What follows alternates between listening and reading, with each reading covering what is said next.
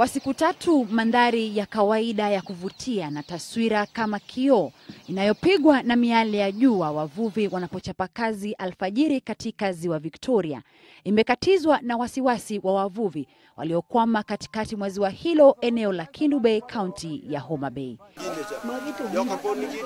Wote wakisubiri msaada wowote kwa hamu. Majira ya saa 8 mchana, Mola akalijibu dua lao pale helikopta ya shirika la KWS ilipotua kuwaokoa na pia kuwapa chakula. Ufuoni mwa ziwa, jamaa waliojawa hofu na hamu ya kuwaona wapendwa wao wakawa wanasubiri.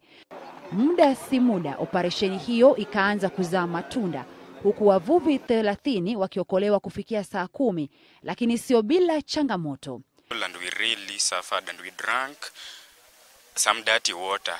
Hata hivyo, mvuvi mmoja aliangamia na kuiacha familia yake nzima na nguo alizokuwa amevalia kama kumbukumbu. Na yeye alikuwa anatoka tarehe 20. Sasa ndio wakati huyo ndio sisi nasikia yeye ndio anakwama pande hii kwa baharini. Sisi hakujua, hata simu yeye hakupiga. Watu wa Kisumu Beach ndio napiga simu.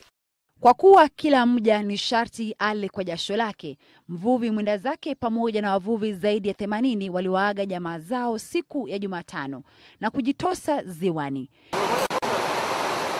Hata hivyo, mvua iliyokuwa imeandamana na upepo mkubwa ikaanza na kuisukuma mimea ya gugumaji ambayo iliwafungia njia, kama anavyotuarifu mmoja wa wavuvi waliookolewa. Sasa tulilala tuko bahari na njaa yote na kila kitu.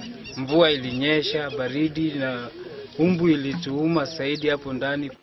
Kufikia wakati wa kwenda hewani, wavuvi karibu 60 hivi walikuwa wangali wanasubiri kuokolewa, huku juhudi za uokoaji zikiathiriwa na mvua inayonyesha. Helen Kimaru, Citizen Nipashe.